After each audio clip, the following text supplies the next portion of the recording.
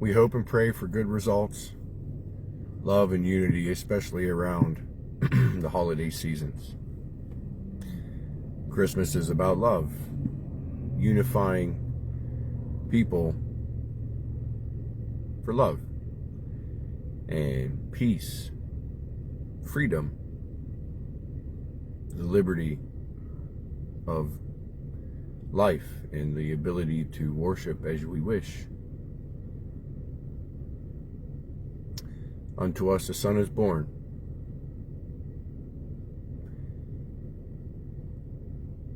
I wish all of you a very blessed Christmas. If you don't celebrate Christmas, then I wish you a blessed holiday season. And if none of these are holidays to you, we still just wish blessings upon you.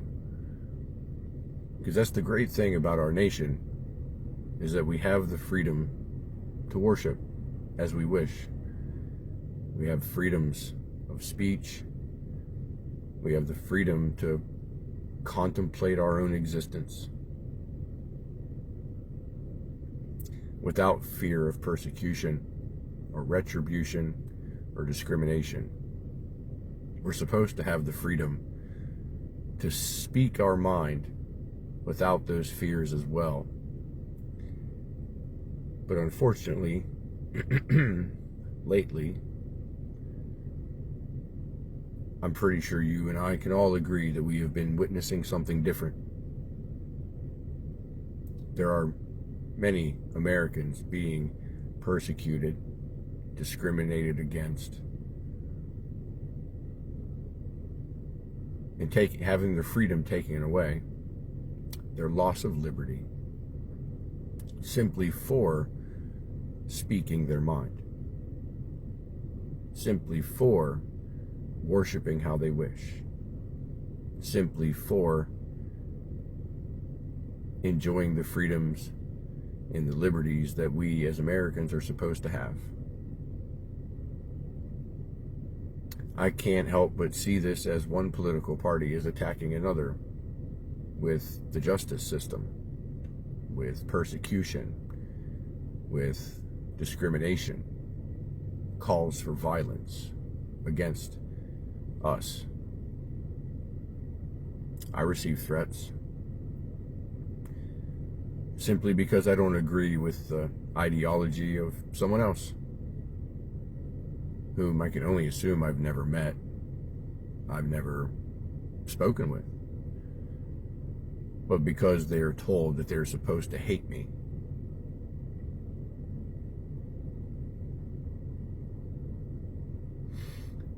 If anybody might remember, a while back, politicians were calling for violence against the other political party, saying, if you see any Trump supporters in restaurants or at gas stations, to gather a crowd around them and let them know that they are not welcome,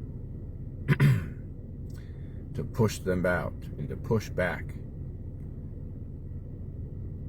Some of you may still remember when those same political entities were cheering on those that were burning down half of our country.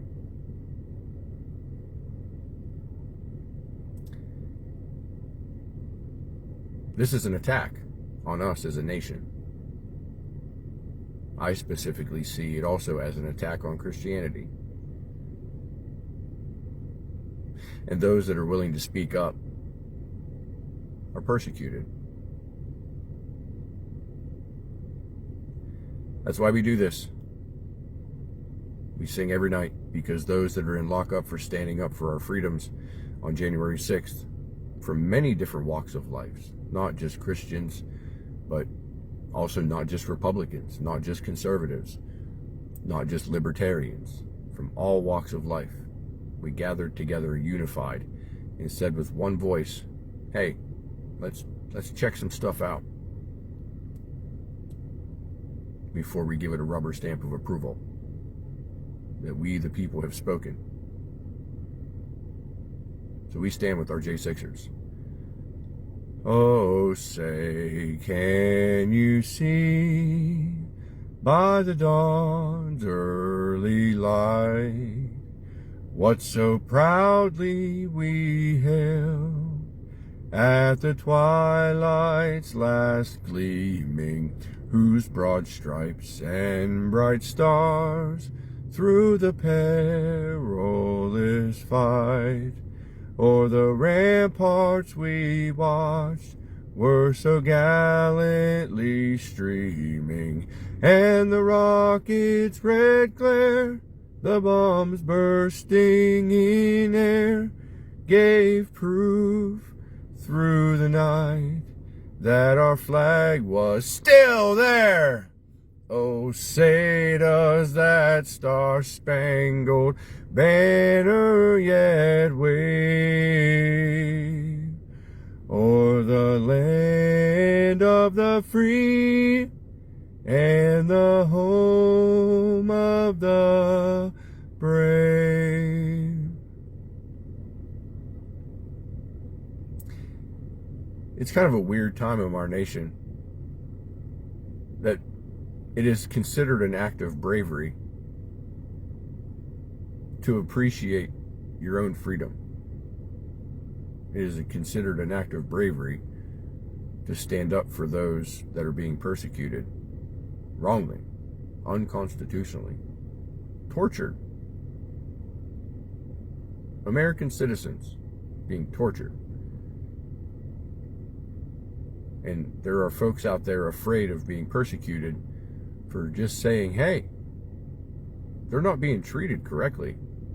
They're not being treated like American citizens are supposed to be treated according to the documents of our country. Let that sink in for a moment. We have American citizens being tortured without trial, and it's considered an act of bravery to speak up against that.